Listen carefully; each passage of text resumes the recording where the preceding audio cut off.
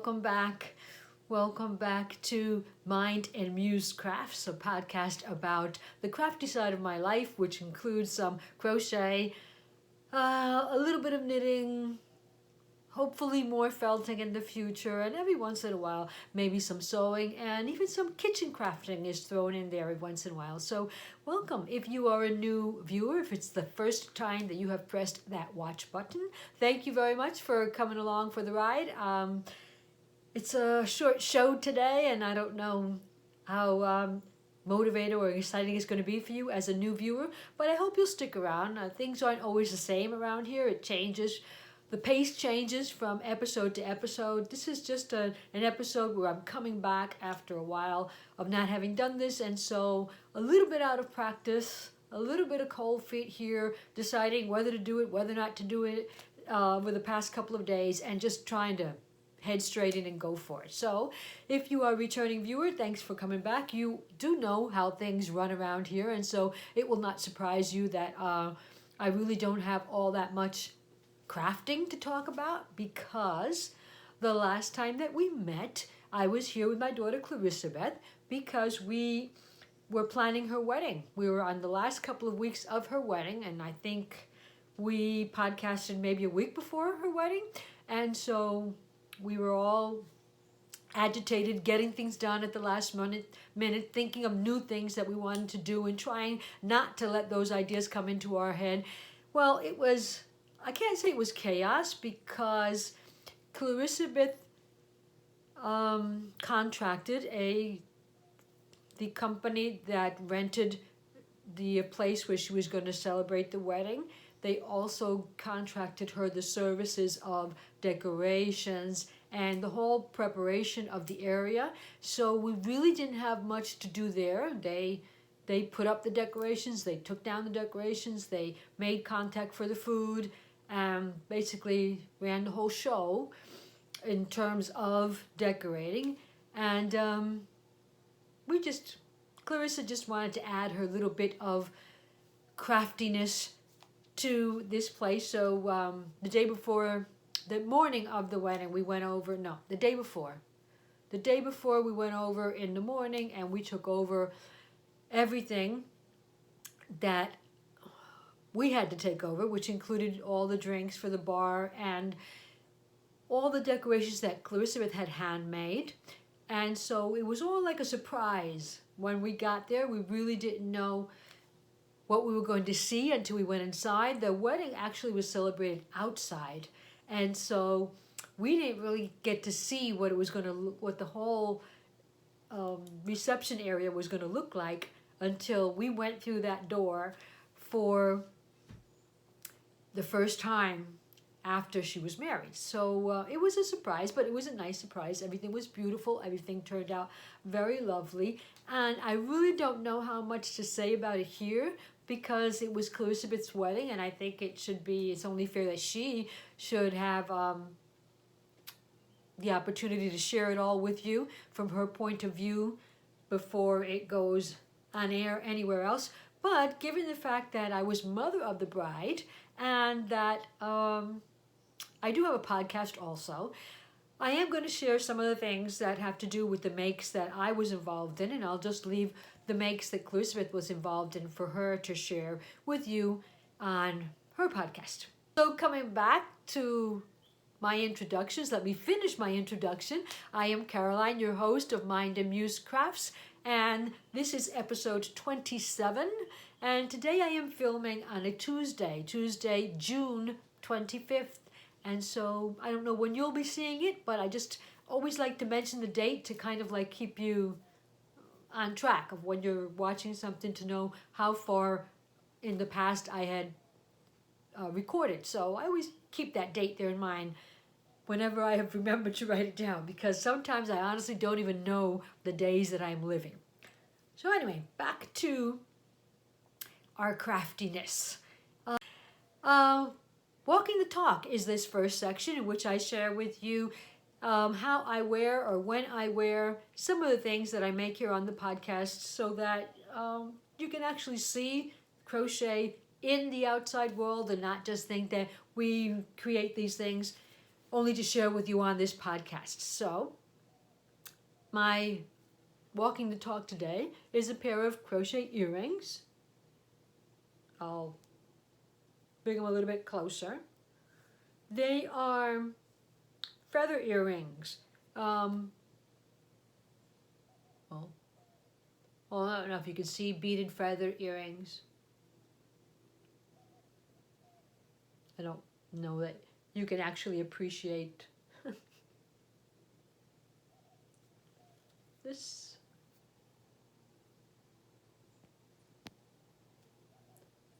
The crochet feather earrings. I mean, I don't believe there's anything too much that I can actually say about them. They were free pattern online. This is like maybe a 30-minute make.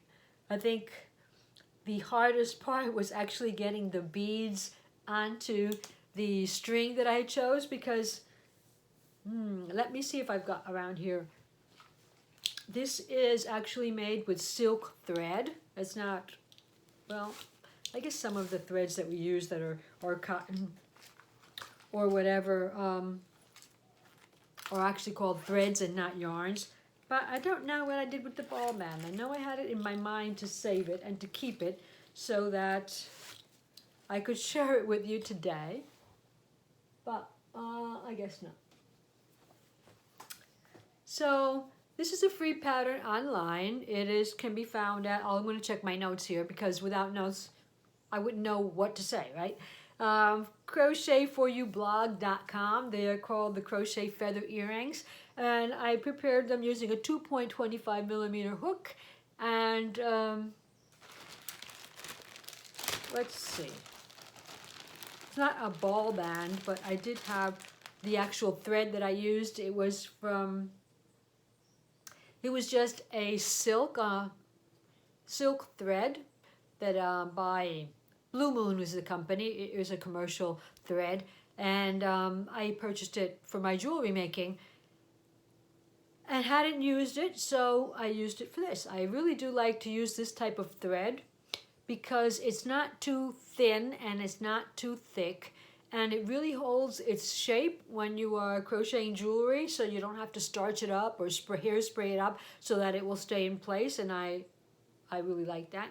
And I also like to make crochet. I have never tried knitting jewelry, but I do like to do the crochet or use threads and other light materials for jewelry making, especially nowadays, because I think that it's for the elderly, for people that can't use the heavy metals or they are allergic to metals. The crochet with fine threads like silk and or using cotton or any of the other fine, delicate threads that you can find out there, the metallic threads. There's a lot. There's so much going on. You can even crochet wire. But getting back to the idea of somebody who has an allergy towards metal, and as we get older, that we really can't use the heavy materials. So yes, or moms that have small children, using crochet thread or just thread.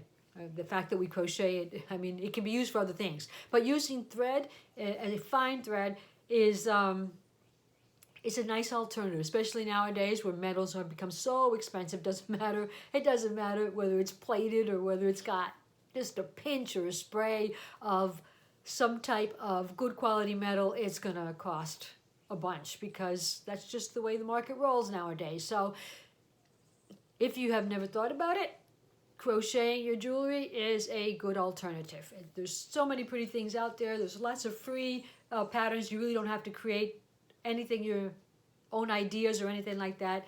And just pick projects that, that they're good projects in the sense that they lead to quick satisfaction. This is something that, like I said, the hardest part was getting the beads onto the thread, because when you crochet with beads, you need to get the beads onto the thread or onto your yarn before you start.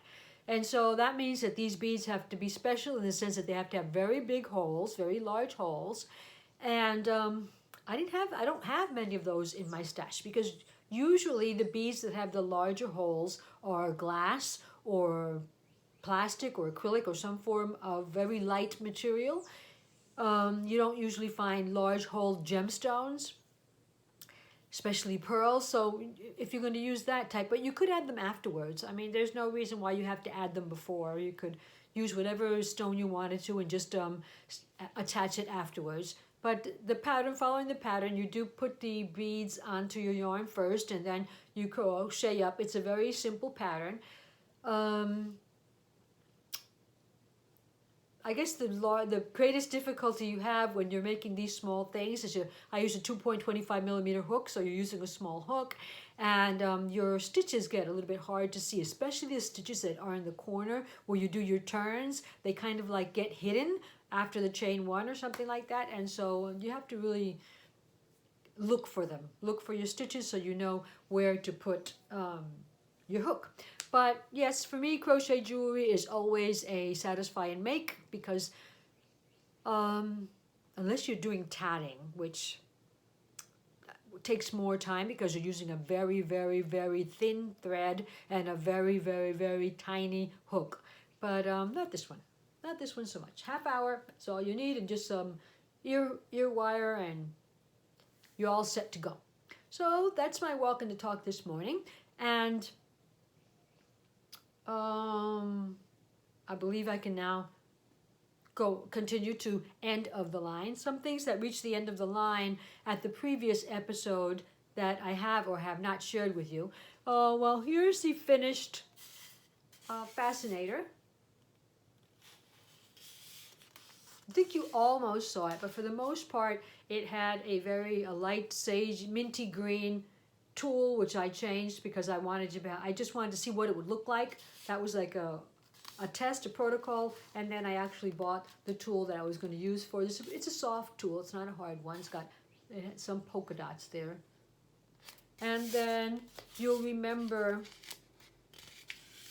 that the pattern for the part that holds the fascinator was a design that I made myself. I have not unfortunately found the instructions that I started writing up. I kept track of what I was doing so that I could write it up and put it on my blog.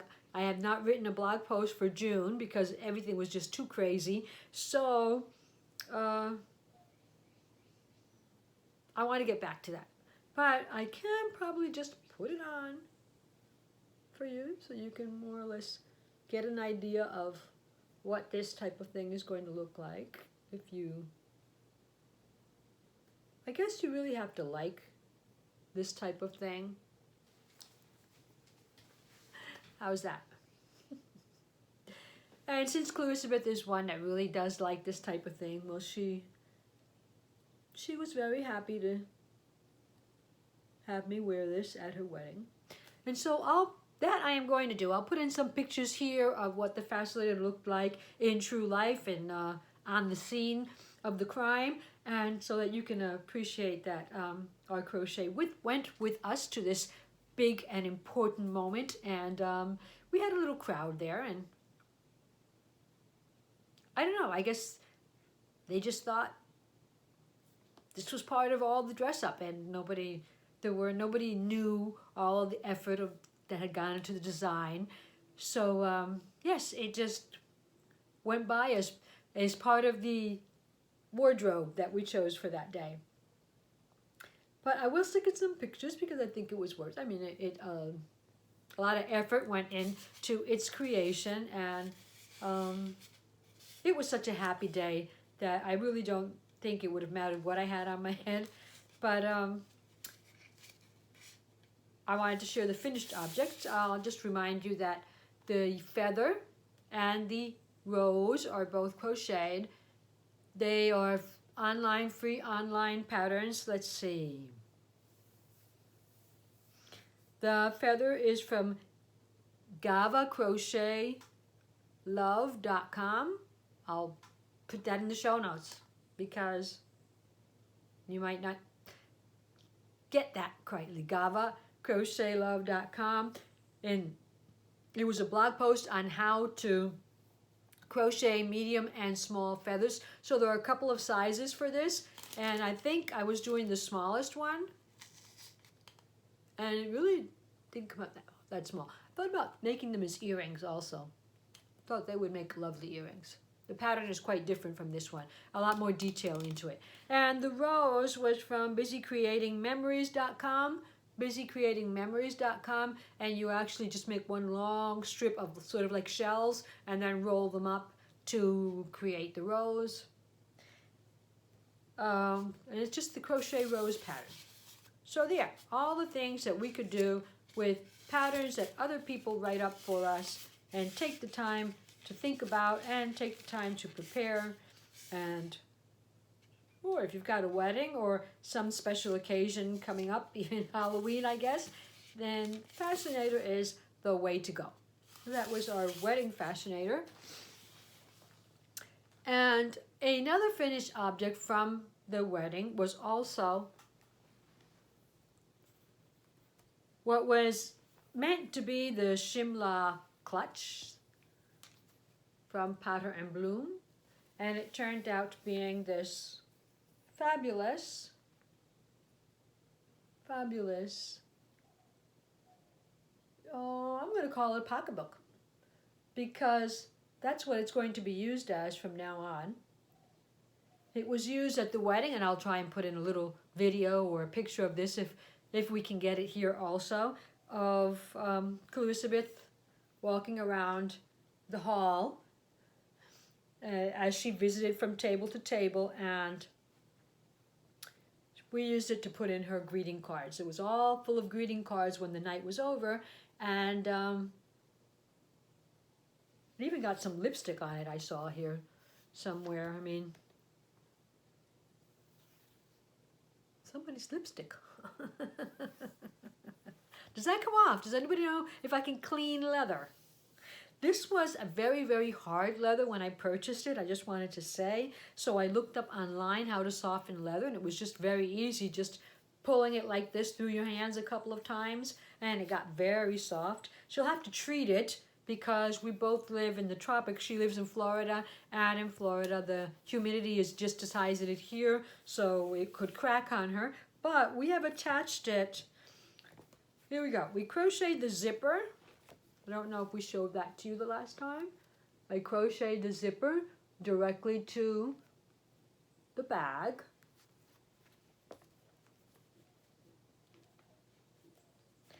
And it's this zipper was a zipper that Clarisabeth brought me from Florida that she had bought, I think, at Joann's. They were doing a clearance of these zippers that already have these holes in them. I don't know if you can see them, but they already have the holes, and that makes it so much easier to crochet them to the purse, because I didn't have to make the holes. And so the holes were in a straight line. And if you have seen any of my previous projects where I have crocheted the zipper, one of the difficulties is that the zipper tends to curl up or curl down, because these holes are not all uniform. They're not all equidistant from the center, from the zipper, and these are, because you purchase them with the holes in them. And so the zipper is one of the best, one of the prettiest zippers that I have attached yet. So I went to makeanddocrew.com, and they had an article there on how to attach leather handles to a crochet bag. I don't know if you can see that, but you see the rivets. They used gold rivets to attach. This is a free information on her site. They used gold rivets to attach the leather, and on the inside she used a plastic canvas, a piece of plastic canvas. So I tried to use that exact same idea. I placed the plastic canvas on the inside and made 4 holes in the leather handle, equidistant from the bottom, where I thought they looked appropriate. And then the rivets that I had purchased was the problem. I got my rivets like maybe 3 or 4 days before the wedding and found that they were too short. I had bought them too small. So I went to my brother, who is a handyman, and he just suggested that maybe I should just try and use some maybe I should just try and use some good old screws. And so I went to the hardware store and I just bought some good old screws with their washers, and I attached them through the crochet, through the plastic canvas that's here, and then I attached them so that temporarily, right? So that in the future, Clarisabeth can remove them and actually put on some nice gold and pretty rivets that will make it look a less, maybe finer, maybe, I don't know, more delicate if that's the look that she wants. And what about the great tassels? They didn't look as fantastic as the tassels that Emma added to her version of the purse. Let's see if I can get this. There we go. Because she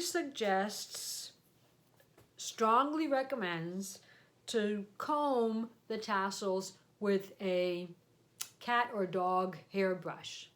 And I didn't have that on hand. So I said, let me just use a wire human brush that I have around there, and it just kept on ripping out all the fibers and really didn't make them look as fluffy as hers. So that's something that we want to do in the near future. Just take the comb to it, the doggy comb or the doggy brush or the cat brush, and make them look as terrific as hers. There's her shimmer.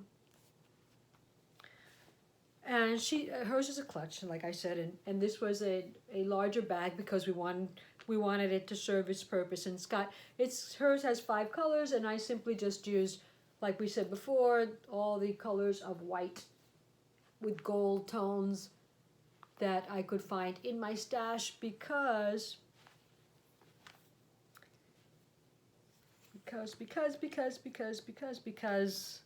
well, it was for a wedding, and so we wanted it to be white. Now, these colors down here were the colors that Clarisabeth has chosen for her wedding. They were her wedding colors. It was a bit of gold, a bit of sage, and a bit of what they called stone blue, or like a grayish blue.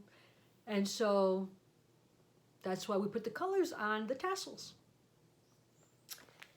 In addition to the colors on the tassels, I also used those same colors to recreate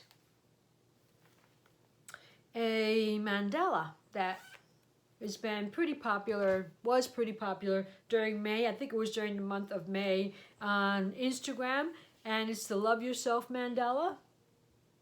The Love Yourself mandala by Louisa of the Fiber Lounge.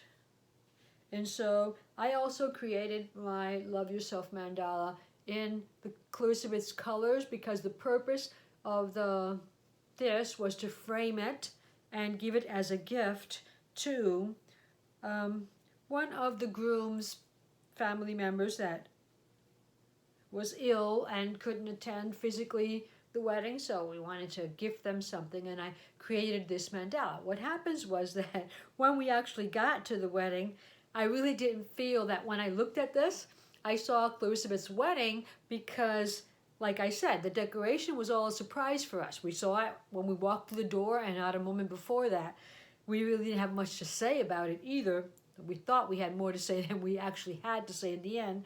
But even though we had sent recommendations and we had sent pictures and photos, well, Clarisabeth had sent pictures and photos of what she wanted in her details, it turned out to be that all the decorations was practically white with very little succulent details and very, very little gold. Very little gold details, which was what Clarisabeth wanted. But it didn't really matter in the end because Clarisabeth was very happy, and I don't even think she can remember now what the decorations looked like had it not been for the many photos that we're taking. So, but that was the reason why I didn't finish putting this into, I wanted to put it into a frame, and I wanted to add some of the succulents that Clarisabeth crocheted up for the cake and that we brought home for us once we ate the cake. But if you have a chance, Louisa was donating, I believe, $1 from the pattern. This was a paid-for pattern, and she would donate $1 of this to mental health care organization in the UK.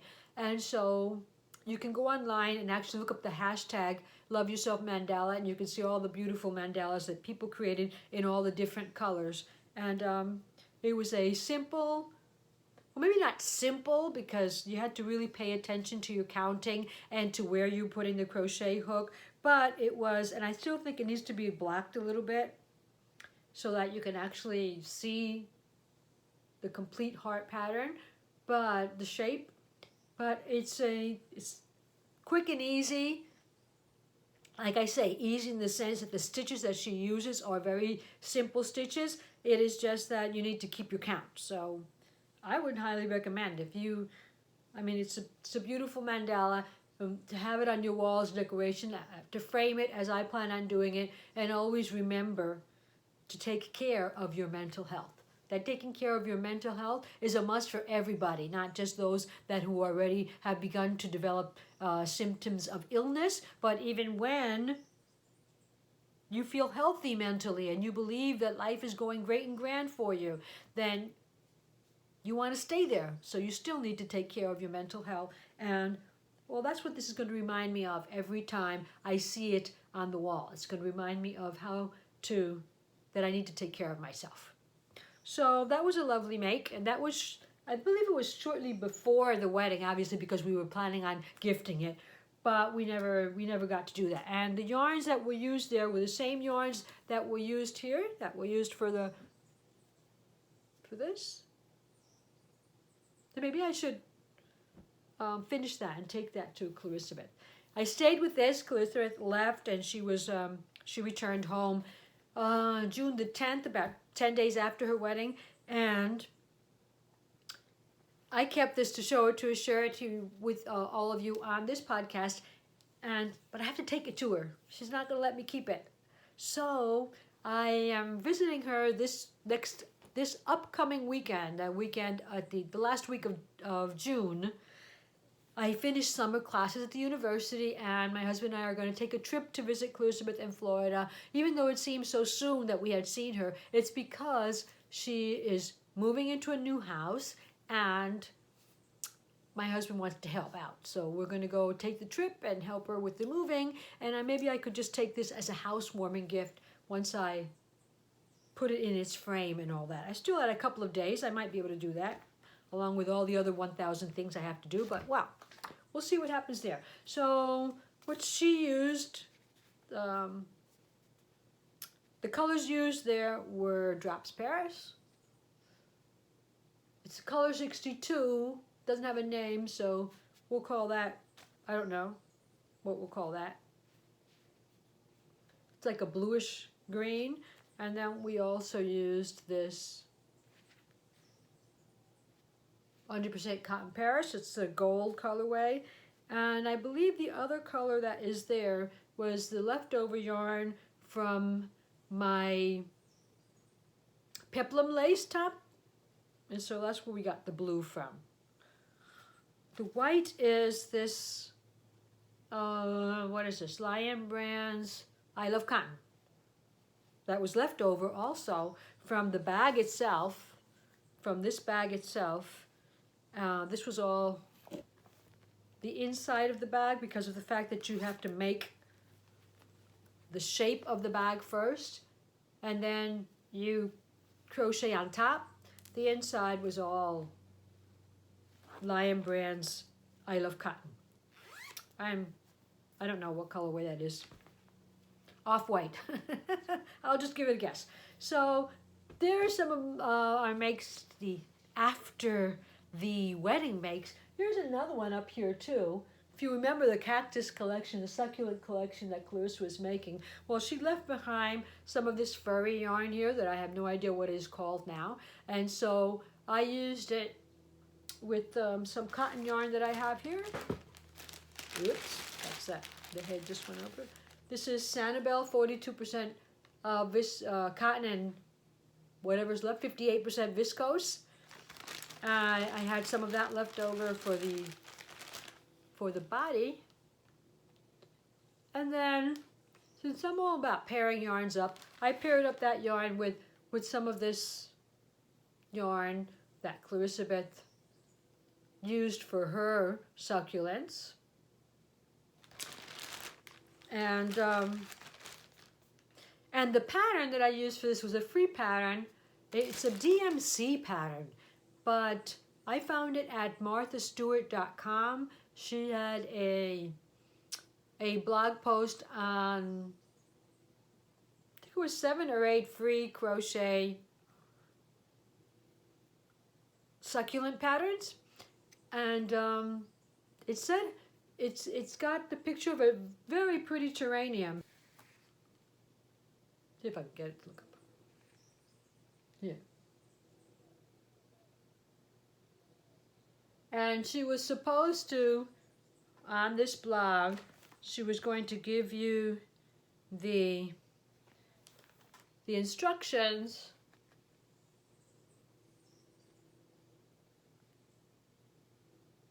for making, what are they, 6 succulents. But when you go to the actual instructions, there are only 2, and it's got a link to the full set of projects that takes you nowhere. So I guess wherever she was connecting to, they retired the free patterns. And because I actually found this site, and which is one of the bad things about putting up free patterns, I don't know if you've ever done it, but you get these people that copy the link to your free pattern, and they promote your free pattern so that the link will take them to their site, and sometimes if they're nice about it, then their site will take it to the original site. But they're not always nice about it. Sometimes it's just a dead end. It's just they use your pictures, they use a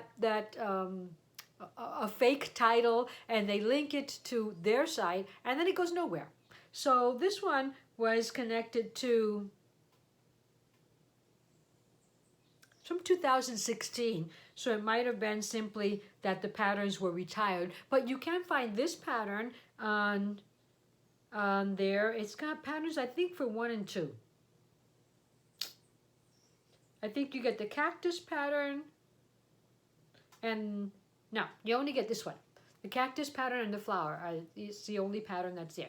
Now remember, it's not going to be this one because I decided that I was going to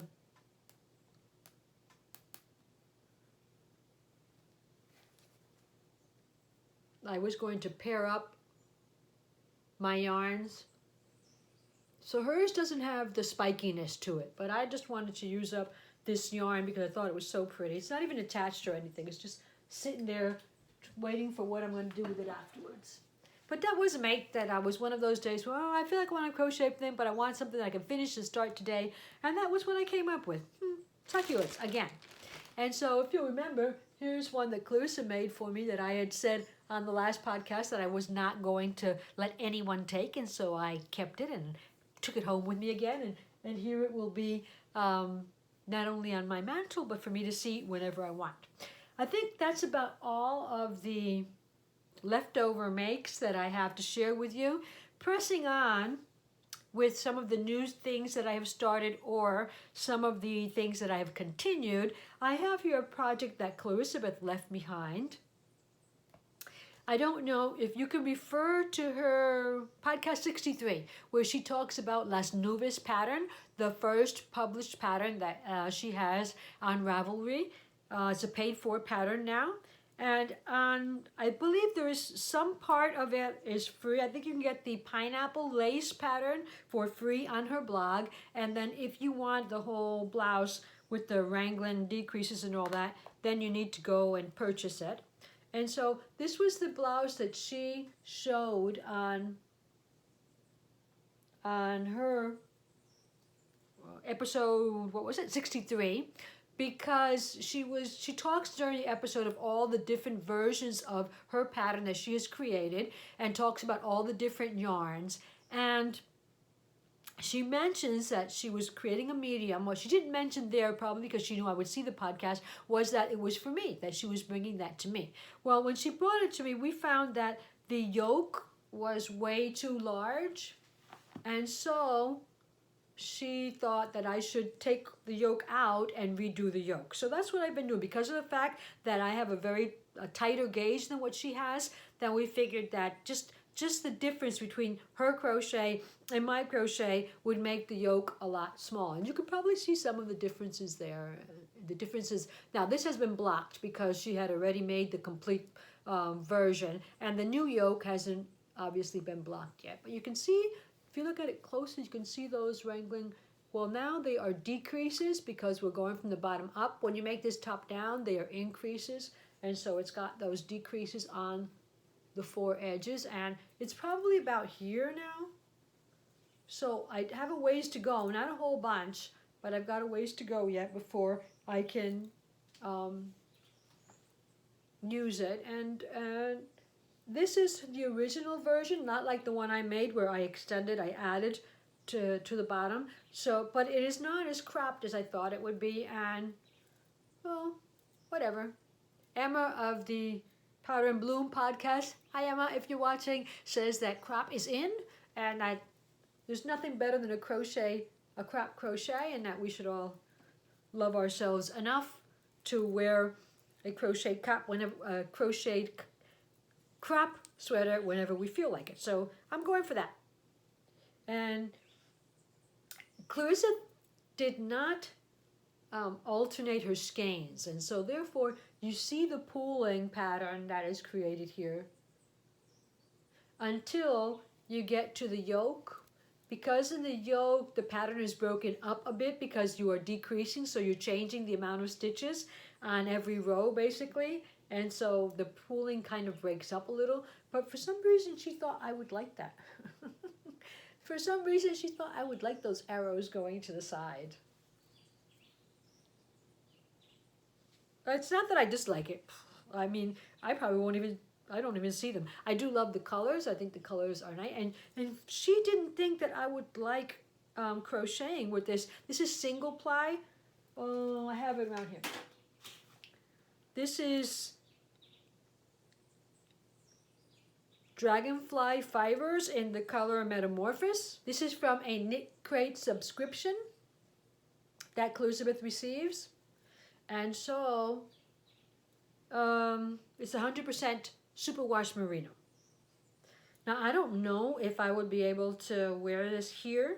You'll notice that I have mentioned it, that I am very comfortable today. I haven't complained about the weather since we started, because I am right now in a temperature controlled room. I'm in an air conditioned room, and I have had to, we don't have those plastic to cover up our windows, so I had to close the windows, and therefore I was getting no sunlight from this side of the room. So I've got artificial light up here, but all the lights that I could, and so that's why I've got some shadows. If you have noticed the difference in the lighting, it's because of the artificial light.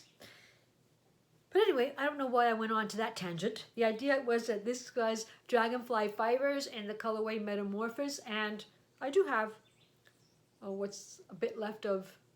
This was what was left over after Clarisabeth finished the blouse.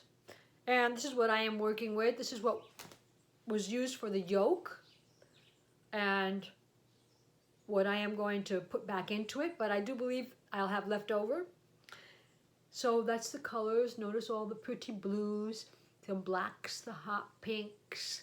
And I think the purples, it's a very pretty colorway. It's very pretty. Maybe not all that summer, because you can feel it's 100% wool. And you can, Clarissa says you can feel the plastic covering, the superwash covering on it, as opposed to the other yarns that she used. But she had a very dreamy blend of yarns for her first version. And so the drapiness in it, the way it flows and everything is quite different. So yeah, this is going to depend a lot. The final product will depend a lot on the yarns of your choice. And so this was her choice. It's not actually my make, because I am just redoing the yoke because it didn't fit. And hopefully on the next podcast, I'll be able to wear it for you and show you how it fits and continue to promote that beautiful pattern. So that is one of the things I am working on, because that is single ply fingering weight, and this is crochet and it's a blouse. It takes a while. It grows very slowly, but it's okay because I can work it up quickly. I like it.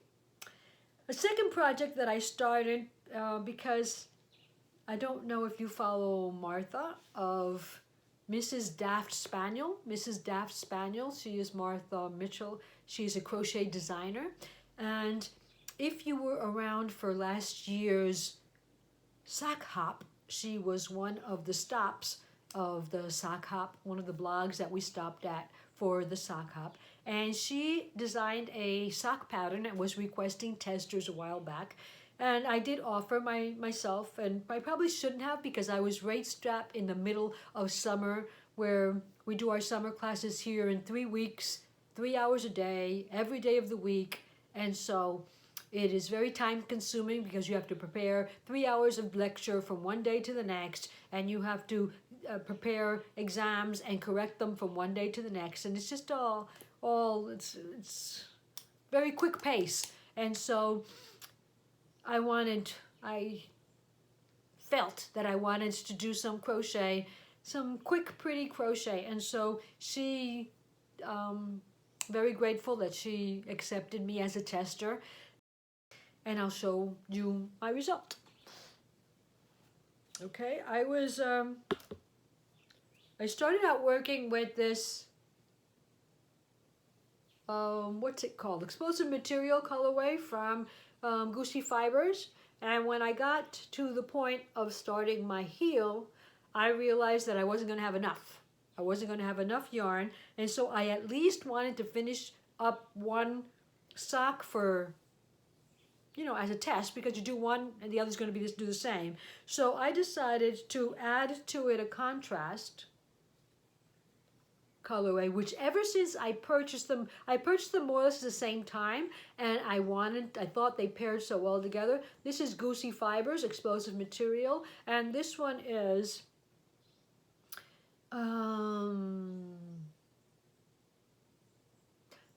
from Kay Jones. It's a Harry Potter colorway that I can't, oops, sorry. So this is what I have left of the explosive material. This is where I got up to. And I even changed the toe on this one. I figured they'll go in your shoes, nobody's going to see it. But after I did this one, I regretted not having done the toe in the contrast material also. So I did this one in the contrast, plus the fact that I had so little yarn that I wanted to make sure. I think I've got enough there to make the complete foot.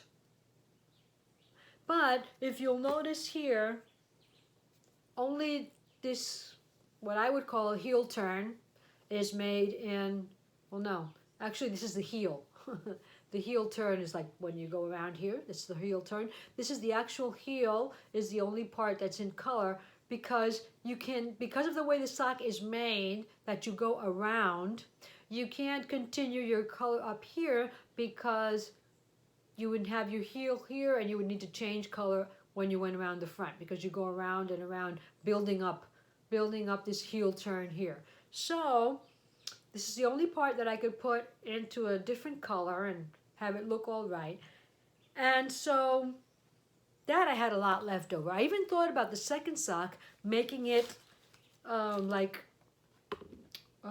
we call that, like an inverted image, where I made this part pink, the whole leg in this orangey colorway, and then the heel pink again, the whole foot in the colorway, the heel pink, the leg pink, and then the leg orange, and then the cuff pink again.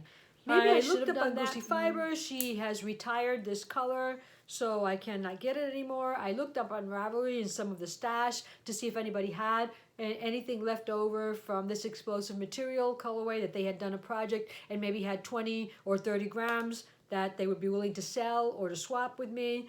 And no luck there. Some people did have it in their stash, but it wasn't for sale. So if anybody out there has, from Goosey Fibers, this is her, I don't remember which of her bases it is, but it is the fingering weight explosive material. If you have any of this left in your stash, 20 or 30 grams would probably be enough, so that I can finish the sock. Who knows? Maybe 15. I don't know. This was 48. This was 48 grams of this that I had left from the other sock that I made. And with that, I made the complete sock. And this shell stitch at the front uses up pretty much a lot of yarn. So if it hadn't been that, I probably could have made a whole sock out of it. But the shell stitch uses a lot. And I was able to get 1.5 socks. So let's say maybe with a bit of 25 grams, I could finish it.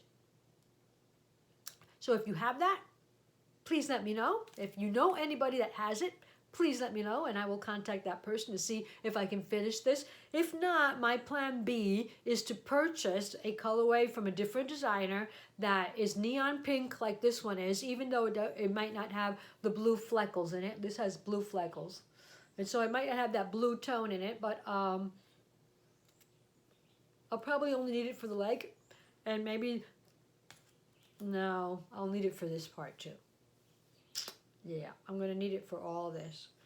So I don't know. What do you think? You might be able to tell that the two colors are going to be different. You might not, but they're just socks, and I just want to finish them.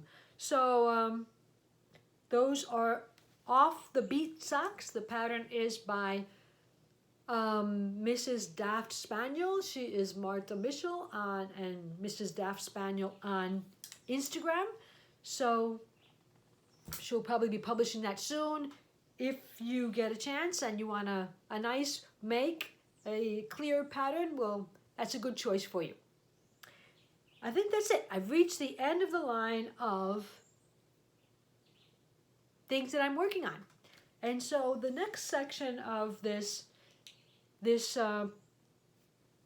podcast is a section that I call my crafty bubble, because I try and share with you some ideas of things that I plan to make in the future. And even though a lot of the things that I mentioned never get done, you'll remember that I talked to you a while back about making another Luna top from Dora Orenstein, and I haven't gotten around to doing that, even though that is in a cotton acrylic. I talked about a monarch butterfly sweater that I wanted to create and that I had all the yarn separated. I haven't started that, but there is no way that I'll be starting that before September, October, because it has been so hot here, so horribly inferno type hot, that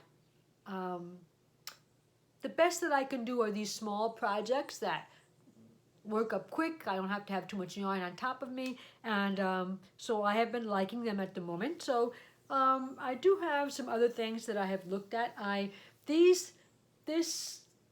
was really sad that I didn't get the yarn in time, because this I wanted to use as my entry for the year of the sock with Hannah of the Cozy Cottage Crochet, where she has an informal crochet along called the Year of the Sock on Instagram. And there's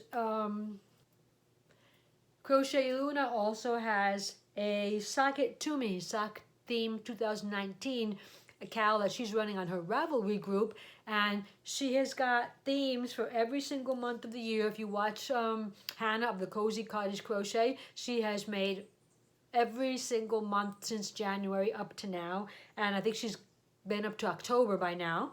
So yay for you, Hannah, with all those socks. So let me see. There are tons of entries for this, and I just wanted to see if I got to the first post where she mentions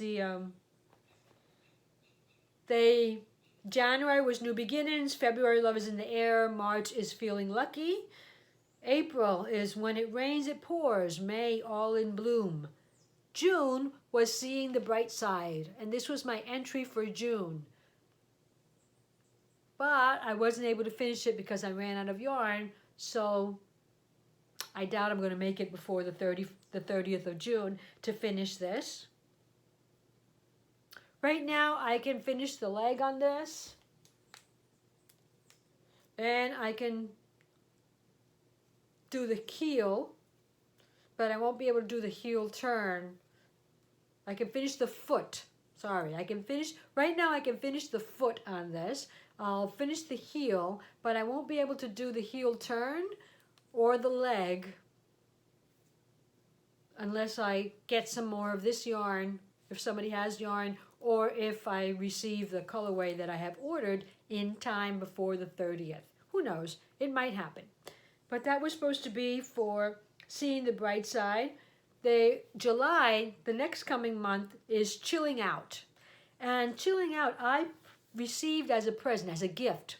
I believe it was a Mother's Day gift. Somebody gave me money, and with that money, I purchased from one of my favorite dyers.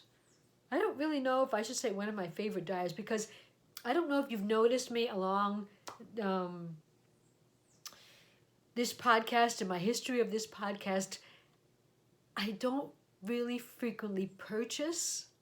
I say that, and it's probably not true, but I don't really purchase wool, hand-dyed yarn, because of the fact that I live on the island of Puerto Rico. Now, I have purchased some because I just love the colorway names. I just love the colorway names, and I'm caught on it. I mean, I've got boxes of these full of yarn from Little Bean Loves Yarn, where I've purchased many, many, many of her Harry Potter colorways.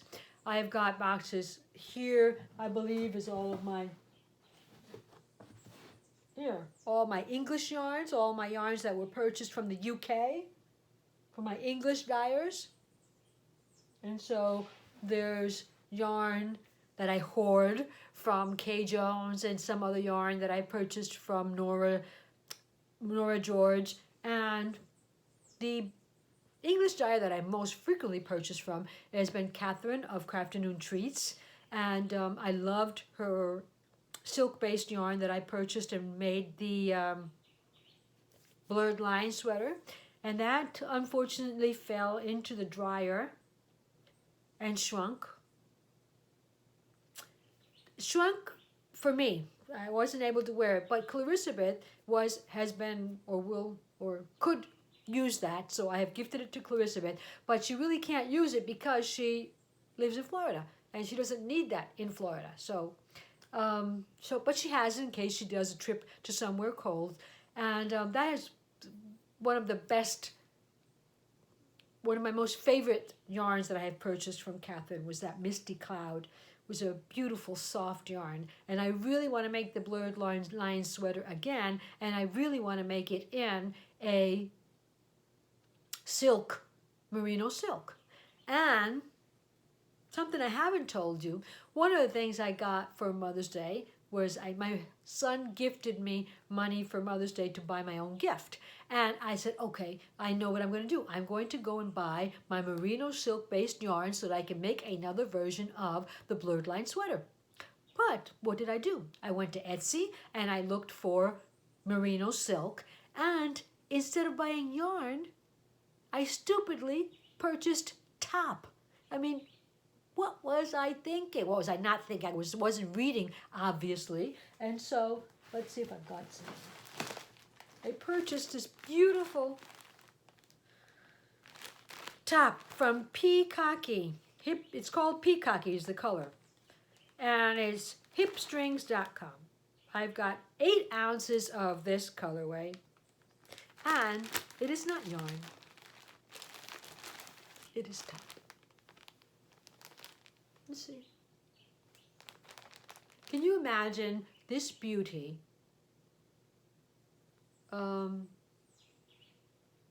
What does she do for the blurred lines? For the blurred lines, she fades.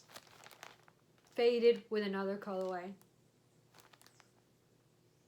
That would be so beautiful. But it's not going to happen because I don't spin. This is top. This is not yarn. So if anyone of you out there is a spinner, or if anyone of you out there knows a spinner who would be willing to lend me their services, of course, I am more than willing to pay. I don't have a problem with that, because I need this spun into a fingering weight yarn. So if anybody knows anybody, or anybody knows anybody who knows anybody, just let me know, send me a message, and right? Because it has to be somebody who will spin small quantities. I've only got 8 ounces of this, so I don't have a whole bunch of it. But, well, if anybody knows, let me know. In the meantime, it will just be sitting here in my stash. Maybe, I don't know. I was thinking about felting with it, but I really didn't want to. Does it have any? This is 75% merino wool and 25% mulberry silk. And so, hey guys, I don't want to felt that. I want a blurred line sweater. But now that I go on vacation, I've got more time. I will look into spinning services. Maybe there's somebody out there who will do that for me. And along the line that I was following, that I went off on a tangent from, I was talking about the July socks from Crochet Luna, her theme for July, which is chilling out. And I got for Mother's Day then this present from Crafternoon Treats. I didn't get the present from her. She didn't gift me the present, but I purchased my present from her. And so this is her Cory Pool. It's her Corriedale Poolworth sock yarn. 80% Corriedale Poolworth and 20% nylon, superwash treated in the UK.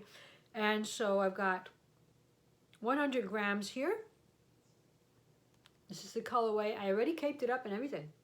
So you didn't get to see it in the hank. It's already all caked up. And this was the May. This was her May. She has a sock yarn club going on, and this was her May colorway. And along with this, she sent me several minis. Okay, so I'm thinking about that one for contrasting cuffs, heels, and toes.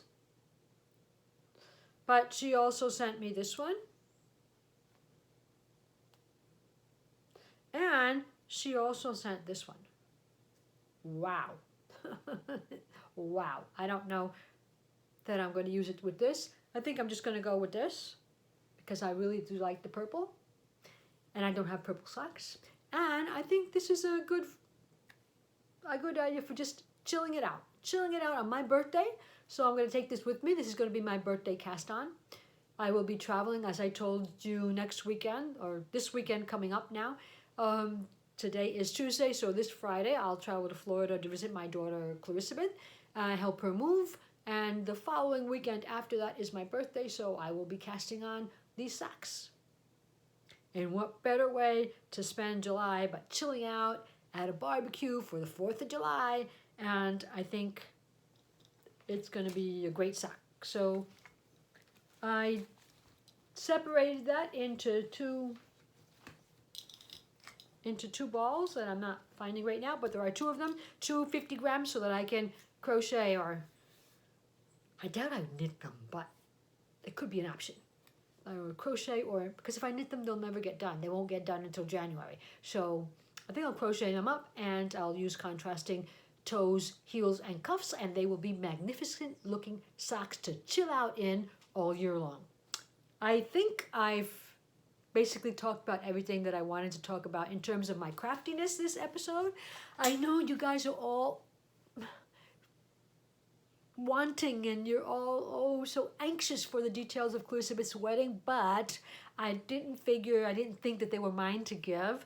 So I am going to limit. I am going to include some things. I am going to limit to pictures that came out with the fascinators, hers or mine, anything that had crochet in. The cake that also some of the photographers got some pretty pictures of the cake, and they got it from a nice angle. And so I am going to limit it to me and to the way I looked, and that'll be all for now. So I don't know if I'll make the 2-week mark again. As I say, things have gotten crazy around here after Clarisabeth's wedding. So in the meantime, until we meet again, keep yourself safe, keep yourself healthy, and if you have the time, keep crafting. It's a good thing. Bye for now.